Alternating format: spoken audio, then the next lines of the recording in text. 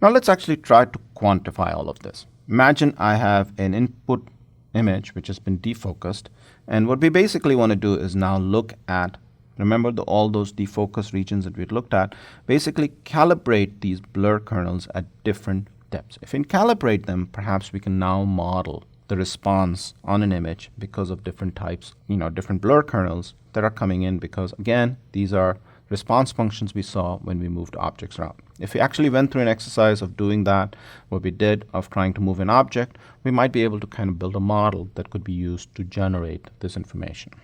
So let's look at this a little bit more carefully. So imagine I could now come up with some sort of a local sub-window and also look at how the calibrated blur kernel for that image would look at certain depth k. That would actually be fk. So I have a window yk.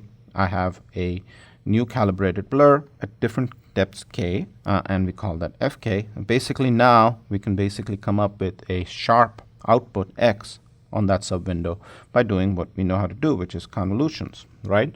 So it basically means is for a specific depth, I can now come up with different types of images. So at k1, k2, and k3. So I'm just showing you a simple table here.